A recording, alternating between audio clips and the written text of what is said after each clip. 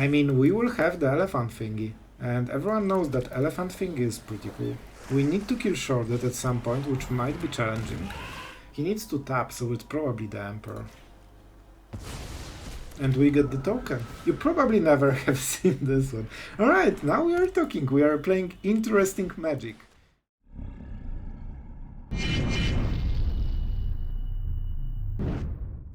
Hello everyone, it's Sloth here, and today... Wait, where is the deck list? Instead I have some weird screen that I definitely never seen before. Wow, what a surprise, what happened there? It's probably the editor. He always forgets to, edit stuff. He's just really bad at editing. Alright, let's go into the deck list. So, what the deck is about? It is Jeskai control, but very different from the previous one showcased on the channel. We still have Chandra, like this won't change, she's super strong. But you can already see that there's some differences. We have Quintorius, he is the Loremaster. The lore is his masterhood. Alright, so it's a 5 mana Elephant Cleric, it's a 3/5 with Vigilance, so the stat line is pretty solid already, but what is the real thing? At the beginning of your end step, you exile a target non-creature, non-land card from your graveyard. It has to be your graveyard, but then you instantly create a 3/2 red and white spirit creature token. So basically you instantly play this and you get what? 6/7 in stats. That's pretty good, but it doesn't end here. On the next turn, when this can start using abilities, you can sacrifice this spirit, and the card you have exiled on the previous spirit, let's say on the sacrificed one, you can cast it without paying mana cost. So for example, random one, if you exile an Emperor from your graveyard, this will let you cast another Emperor that already died, and that can be absolute game swinging. So the creature, I really like this creature. We will experiment more with this one. You will see it in action so you can judge for yourself. Extremely fun one. I really enjoyed this one. So rest of the deck is sharks, and a lot of sharks, and I have to say, man, like the games we have won, like the incubator tokens usually have a lot to do with the winning, because suddenly when you can play even a single Emperor with the Seedshark, suddenly you have this 4/4, you start not only defending but attacking, and if you can ramp it into any kind of 6/6 with Farewells or Chandra, you absolutely dominate the battlefield. Don't forget, this is not legendary. So even though when you copy it with Kiki-Jiki, you don't really get too much of a creature, it's just a 2/4 with flying. You get double the effect, so whatever you cast there, you will get, double shard, let's say. So you get double incubator tokens. And in some situations, this 1 mana can create so much value for you that it's incredible. Other than this, we have enough value to stay, relevant against more value decks or just outvalue aggro very quickly when we stabilize. I know, I did the unthinkable. I cut 1 Fable from the deck. But, we have Sharks, we have Fable, and we have Brotherhood, and because this is one of the ideas for the deck as well. We want Sweeper. But what's better than sweeping your opponent's board? Sweeping only your opponent's board, because your board has 4 toughness, and that's a big deal, because you can one-sided sweeper with this one, and very often this will win outright you the game, because you are left with the shark, they cannot answer it, you create incubation tokens, and you just overwhelm on the board. The deck is pretty simple, but I think it uses some new cool cards, and if you are a Chrome Host Seedshark enthusiast, you probably will like this one. And honestly, I'm extremely excited for this card. I'm not sure if it's like, meta, but I think it's super interesting, and it can really solidify your win basically. In like 2 turns, it just wins you the game outright, and you will see it in action, so you can judge for yourself. Yeah, that being said, let's go into the games. Don't forget to subscribe if you want some higher quality gameplay, hopefully, and some misplays from time to time. And yeah, really appreciate you all, guys. Thank you for being on the channel. It makes it more fun, and your support really matters. So thank you for that, and let's go into the games. Alright, we have Brotherhood Sand. And I mean, yeah, it should work. Let's start with the Tapland, just so we can get rid of it.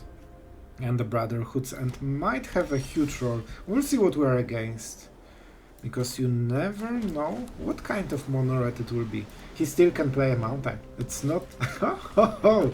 Alright. That's something I did not expect. Okay, this way we have very good mana. They can, play a lot of stuff. Hallowed Hunting is probably the worst that can happen to us. But they will attack, so we can kill it with the Emperor on the next turn. And if they go like Weavers, Dog, this kind of stuff, we just clear the board on the next turn and they lose everything. Wedding Announcement, alright? Normally you don't really want to give them Naturalis, because this is the kind of stuff that happens. But we can really get huge value, man. And I like huge value. It's pretty good. Painland? We have enough lands to not pay for the payment. And that's a decent value. Like, we have Farewells in the deck, so Wedding Announcement will die at some point. So as long as we don't die to it, it should be okay. Let's see how... Like, Hallowed Hunting right now is pretty slow. See? This is one of their most devastating cards overall. But you can make it work.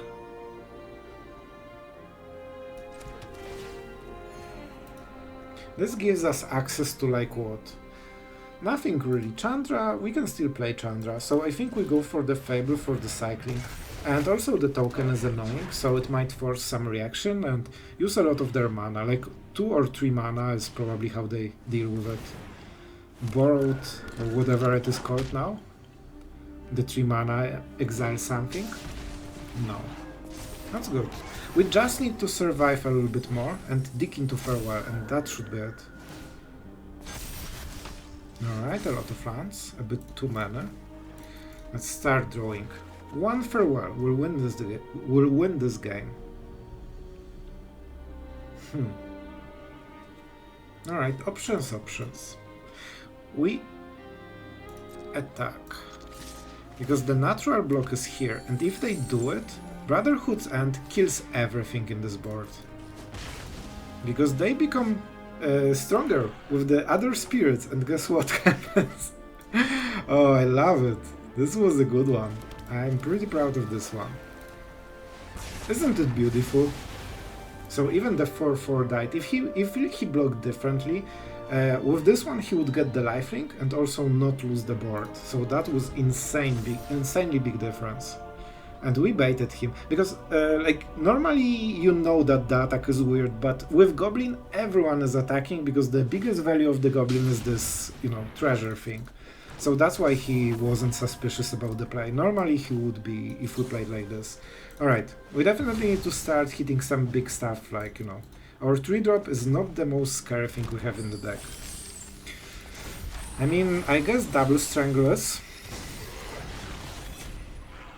Alright, how do we play? Let's go with the Seedshark.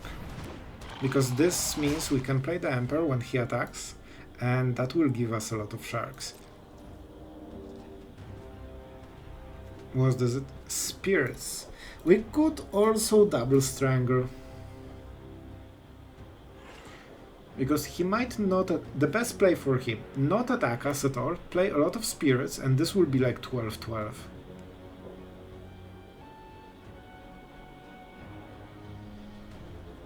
So maybe we get it while it's small. Alright, let's try. I'm not sure if that's a good play. It might be horrible play. But I know that it is possible I don't draw Farewell this game. And then I cannot answer all of this, so I need to slow the game as much as possible. So, you know, at some point I get it. Like, we have Chandras, we have so many good stuff, we just need to start hitting them. Katilda, sure. This is actually pretty good, because he really wants to attack with this one, probably. 1/1? Probably not worth it. Oh man, we actually did it. That's huge. Alright, we should win with this one. So I could play Kiki-Jiki on the Shark, and then Farewell. I exile Kiki-Jiki, this stays, and those things die. Yeah, I think it's good. I think it's good.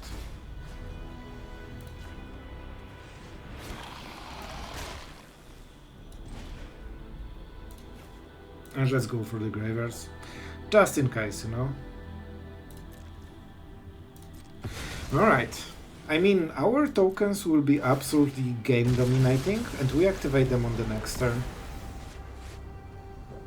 And because this is alone, he probably won't be able to pump it more than like 2-2 or 3-3 in base case. So I think that should be enough to win the game, because we are out of gas, but our gas was pretty serious. And 12-12 in stats is no joke. Alright, a lot of Kami, but no still enchantment? No. A Ganjo. Oh, that was close. I think we just won, right? We activate this one. We activate this one. Man, sharks! They really made a difference this time. And we attack with everything.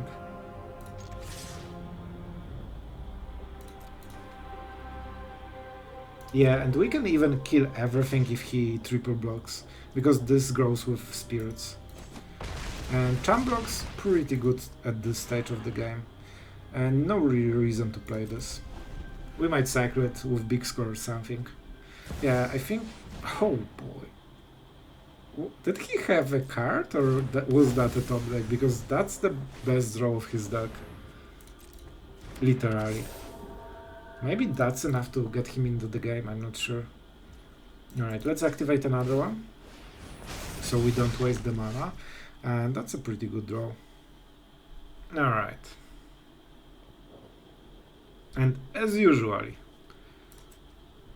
no fear. We just need to attack with everything. We are the mono right now. Alright, alright, alright.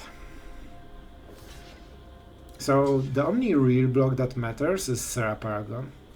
And he didn't go for it. That's interesting. So this is 3 damage to the face.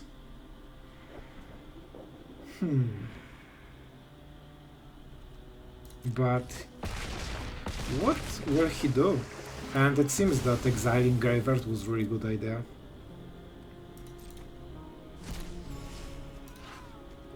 There was no enchantment that died, I believe, only spirit.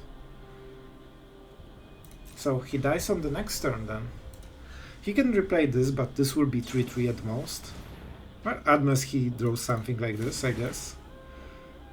That's a pretty good one, but it won't be enough.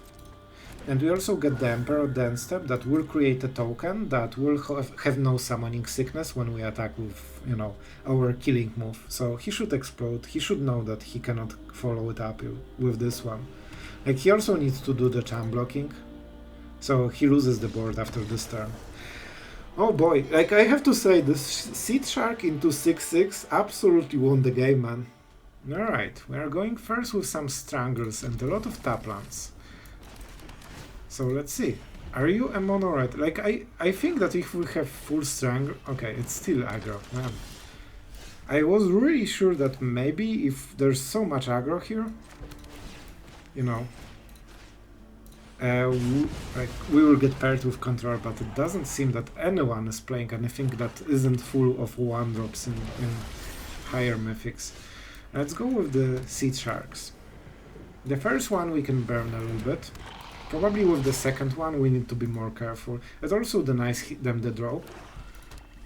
But yeah, it's probably big score before we play this one. We really want those incubation tokens, and this is not surviving because they always have removal when they need it. Alright, Emperor is a decent draw. Let's see how it goes. Man, it will be harsh. Geeks, which can go into the Bankbuster attacking. Full aggro mode, right? I'm clicking... Oh, I always miss the second click. But it doesn't matter, they don't care. They absolutely do not care about any kind of value. Everyone just tries to kill each other as fast as possible, man. Missing clan drop, absolutely amazing. However, this is probably insane tempo swing. Strangle, we get the token, and now we also make... So this is Invoke turn. Oh, that's a big one. Invoke turn is no joke. I wanted to make plus on the Seedshark, but given he has 4 mana and he can go into Invoke directly, I need another creature. If Samurai dies, it's not over. If Shark dies, it's probably over. Alright. I mean, we will have the elephant thingy. And everyone knows that elephant thingy is pretty cool. It has no flying, alright. I mean, we are trying. We need to kill Shorted at some point, which might be challenging. But I get the stuff. Huh. He needs to tap, so it's probably the Emperor. And we get the token. You probably never have seen this one. Alright, now we are talking. We are playing interesting magic. At least for a second, you know? Vigilance probably not extremely important, so let's sacrifice this one. The other token deals more damage. So we cannot really raise him. We could trade. What he doesn't understand, I think, is what my elephant thingy does. Like, bro, have you ever even read the card? I don't think so. Oh, I need to attack first, right? It doesn't need to be untapped, just to make sure. So I can attack. I just don't want to mess it up. Yep, I can. So we attack with this one, We deal some extra damage for free. Now we use the elephant thingy. I sacrifice the spirit. And now we play it without mana cost and we feel like a champion. And we also have for incubation. Man, see? Elephant. Very good. Very good elephant. And we can make it more. I love it. Like, I'm making more spirits for free. Alright, Trespasser. That's very mean. Can you go for the shark? Because you still didn't read the card and know that we can only exile non-creature cards. Oh no, that's so mean. We will still kill him, but that's still mean. Alright. Alright, end step. So we cannot play big score and still use it, but we can use this one. And I mean, we are definitely getting there. Slowly but surely. Oh man, this is way too amazing. We will play like this. Will the Brotherhood end? The answer is, of course, yes. And now we hit him. I think this game really showcased that Elephant is no joke. If you can make it work, it absolutely takes over the game in like 2 turns. Also reading cards help. It seems that we're blessed with going first. Okay, we have some tap lands, so we definitely need to go with it. And let's go for, I guess, the Seedshark and try to go from there. Brotherhood's End definitely can help. Let's see if we are against mono-red. Alright, a black deck. Okay, let's hit our 3 tap lands from the deck. Oh, definitely interesting one. Life of Toshiro Mezawa. So yeah, High Mythic seems to be mostly mono-red and mono-black that counters mono-red, and that's basically the whole meta game at this point. So let's play the shark, right? Because it pressures them to do something. They can go for the throat or even cut down. They can -1 and go for the cut down, which probably would be the extremely good play if they can do it. Alright, the old-fashioned go for the throat, that's fine. Alright, let's play this one, double blue, and we go with the big score, and that should open some possibilities. It might be shorted, so no, we probably need some cards. We'll recycle this one because 3 out of 4 tap lands we have. Easy. Is a bit too much. Alright, Emperor into big score. Those are actually pretty fine ones. Alright guys, I think we have some options. We definitely play a land. We could Brotherhood's End into Strangle, which clears the board fully. We could also go for the shark. Then he might attack, and then we can play the Emperor and get all the shark tokens. If we played this, we can still play the Emperor maybe. I really want to have the shark in the battlefield. Man, we could actually just do everything, right? It's pretty good. We clear the board, and here we have incubation tokens that should win us the game. Yeah, I think it's good enough. And this is one of the reasons we play Brotherhood's End, because it only kills our opponent's creatures. but not our cool sharks. You know, it's not the most power, but it's a 4/4 in 2 cards basically, so it's not easy to answer. Invoke Despair, of course, the best play he could make. Land into Invoke. Alright, it's not here. Oh my god, it really happened. He didn't have it in the opening, you know, hand and start. Alright, against Trespasser, I don't think we're super scared, man. I will play the big score. Just so we don't flip into the nighttime. I should draw a land, so I probably can play the Emperor anyway. And now we can start attacking.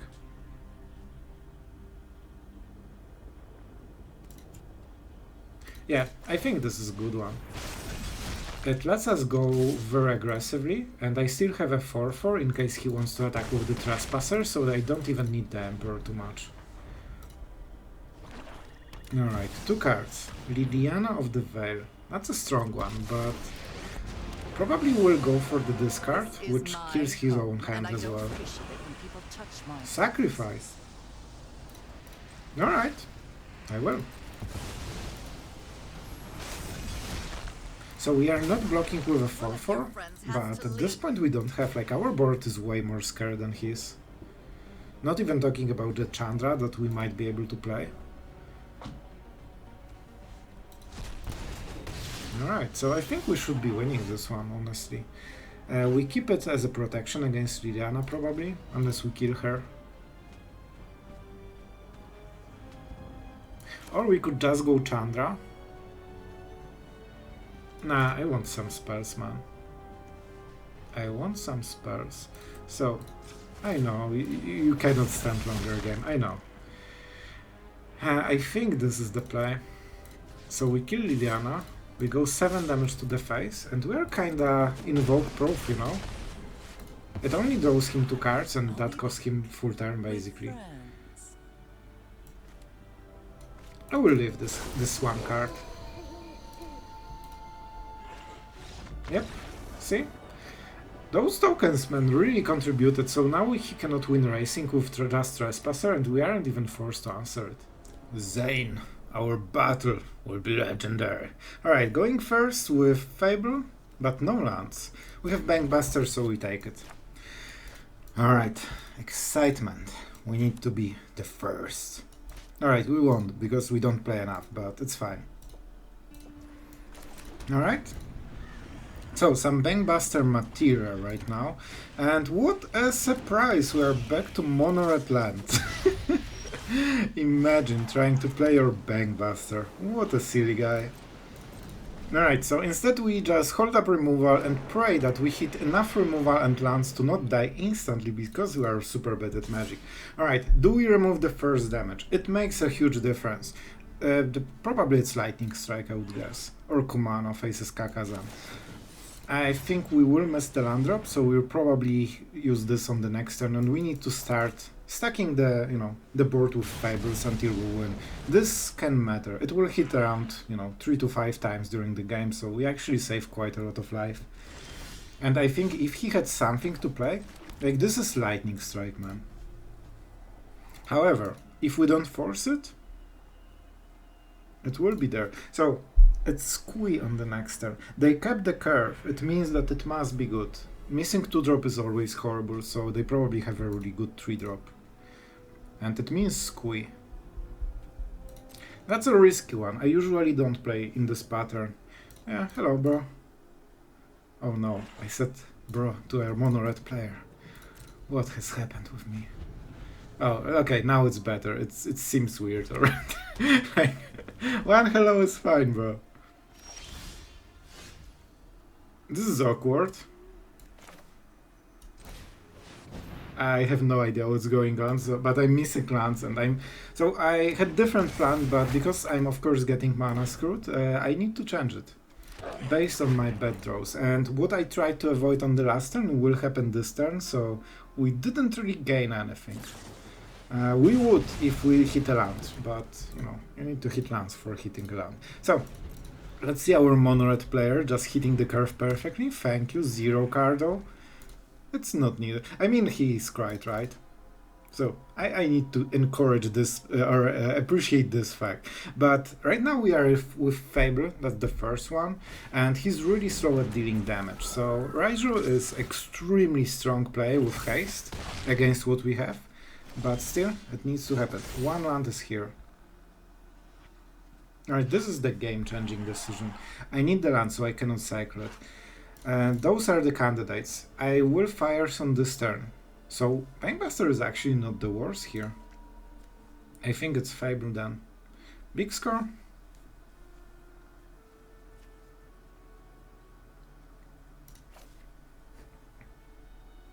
Let's go like this. We should draw something that isn't 2 lands, right? Emperor. Emperor is nice. I always play land first, man. So, it should be Fires of Victor into Bankbuster, right? I think that's the play. Close. He is playing mono red. He didn't play creatures, so there's chance all of those are Raijus, so I expect another one on the next turn, and probably another one. Invasion, alright. Big hit to the face. Hulk smash. Alright. Feldon. Okay, perfect Emperor target. So the Bankbuster is really slow. Kick it. Oh, okay, that's insanely huge draw, man. Or is it? Maybe it's not. Maybe it actually isn't. So we wait until the attack, and then we go from there.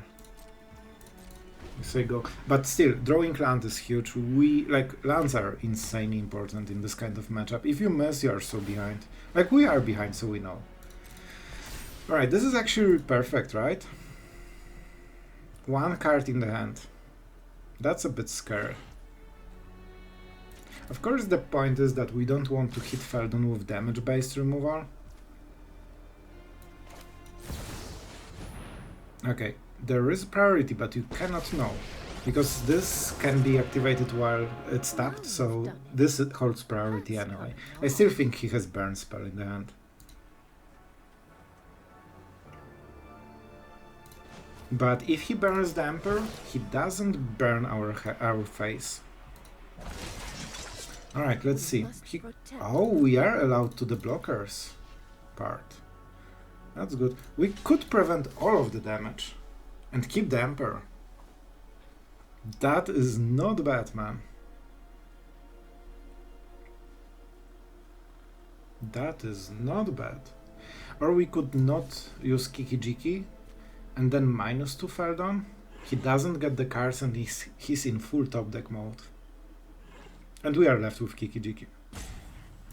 Yeah, we get the same life because we get hit, but he doesn't get the card, and especially with card selection, it's pretty huge, man. Nothing. He didn't play. I'm not sure what this is.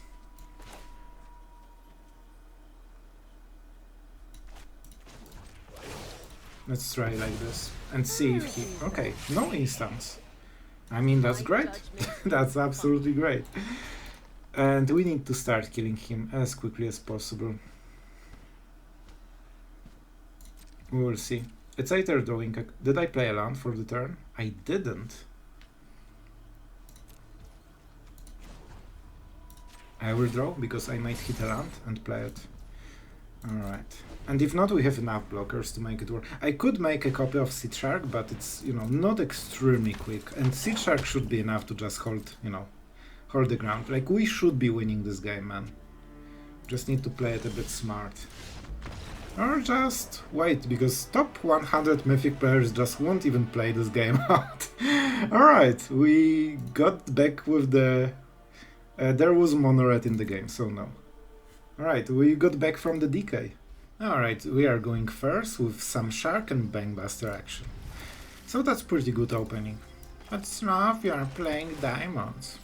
Yeah, because it seems to be Mythic player with really high MMR that didn't play enough to advance.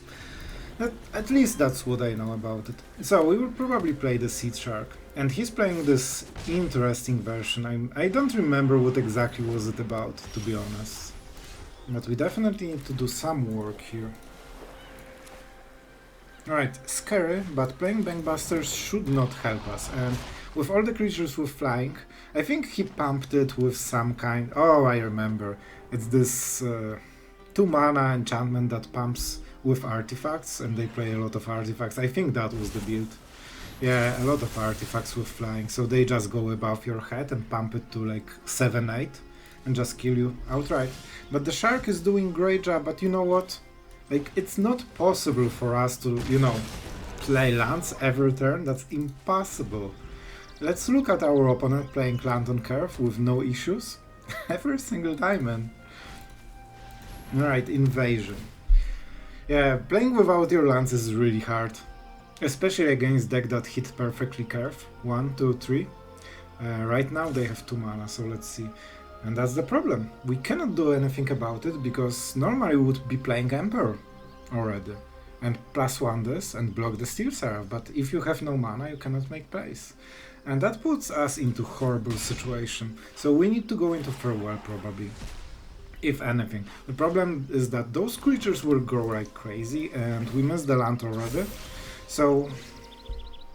Can I please be able to play a game of Magic, please? And this is like, this is the kind of situation when I'm thinking, alright, so how am I supposed to win games like this? Like, I will get D-rank like crazy after this, and the game is pretty much over, right?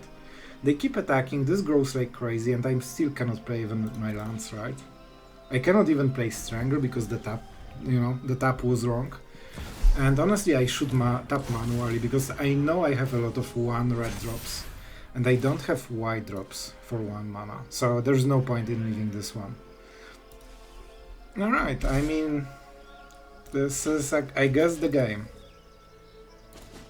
So we were absolutely in this game, and we actually had a good opening, until we got mana screwed.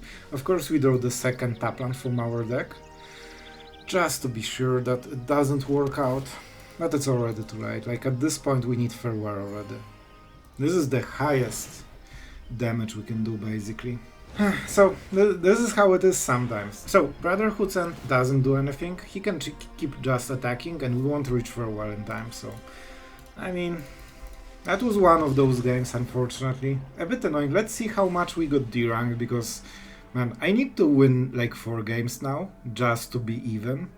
And if one of those 4 games will be a mana screw, I will D-rank even more. Alright, going first with the Bankbuster. Absolutely. The fact that we don't have land for the second turn is, you know, kinda off-put, but it's fine. We'll get there. It will be just a little bit slower. To be honest, I hoped we'll draw it, but, you know, it's fine. We have Fable, so our perfect 3-drop. Virus Beater. Cool. I don't think we need more lands, especially with Fable, man. Like, when we get the Bankbuster rolling, like, we will get value. And we can even go for the Loremaster, Quintorius, and I think this card can be pretty good. Like, it has absolutely a lot of value. So, we'll go with the Farewell. I don't think we'll get to 6 lands too easily. And that's not needed. We probably need the land, so one of the cards needs to go just to ensure that we can hit 4 mana, because that's the Bankbuster drawing mana. Chandra is, man, amazing. Loremaster? I'm sorry. But Chandra is just more versatile, and it's hard to match Chandra in value, man. Alright, so, like, we would draw land if we didn't get rid of the elephant thingy. But it was not guaranteed and we cannot risk it. And now if he plays any kind of discard, like Liliana, we can start drawing cards. And then we can develop, because we need to hit the 6 mana somehow. Alright. There is a creature, indeed. But we'll have nice blocker for the next turn with 2/2 Kiki-Jiki. And we of course are drawing cards and slowly but surely rebuilding with pure lands. As usually. Alright. I mean, that's the play, right? Big score into Chandra. Oh boy, I don't want... Okay, we do it main phase then. Just for the sake of not flipping it to the night time. It's not the biggest deal, but it can be relevant, you know? And we probably still draw a card. Strangle is nice. Man, we could draw. You know what? Let's do it. I think we will win if we go for this line of playing. We burn the treasures. Oh, this is pretty darn good as well. Oh, so tempting! So many good options, man. Alright, so I think we might even go for Chandra, man. Like, the mana that we'll get from her, like, we can play her +2 and strangle this and something else. That's already so good. But we'll see. Unfortunately for him, he doesn't have enough pressure on the board because his creatures are 1/1s. And that's a land. I will take it. We definitely need one normal land. We are exiling creatures, so let's play like this. We could go for the Chrome Host Seedshark and then Strangle and make double thing. It's double 1/1. It's not worth it, man. Let's just go like this. I should probably attack, but it's not how we win the game, man. We win by him not having options. Alright, and let's see. Now the real deal. Charlotte. Oh boy. So it seems good for him, but it's so slow and it doesn't give any permanent value, so I think he just put himself on very bad position. It looks good, but it's not very good.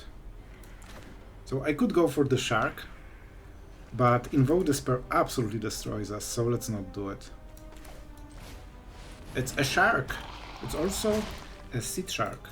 It's even better on this turn because we have Bankbuster token, so in case of Invoke we just use it and sacrifice the pilot, or even Bankbuster just to get the maximum board. Yeah, probably the Bankbuster will go. I don't think he can win this. Braids. Absolutely love it. Very cool. But a bit late. Alright, 2 mana removal possibly. 2 mana removal. I still will draw a card. I can play in response. And I think he was waiting with Go for the Throat.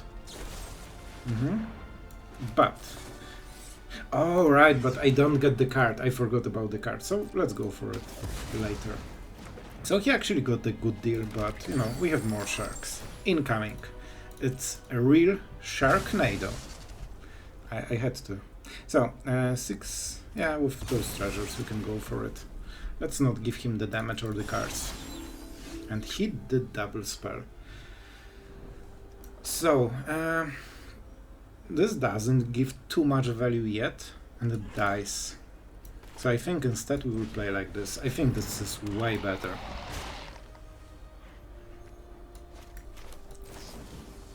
Big score.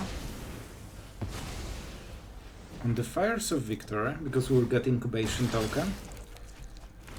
Alright, we can play the land, I feel. We might use it. And now we get rid of the Braids. So we might lose the board, but we have so many Incubation tokens that it should be enough. I could activate it, but I won't. Like, damage is more secondary. Like, his cards in the hand are the main thing, and the shark that will produce 4/4 and, you know, big things. When we play Chandra, that's so much.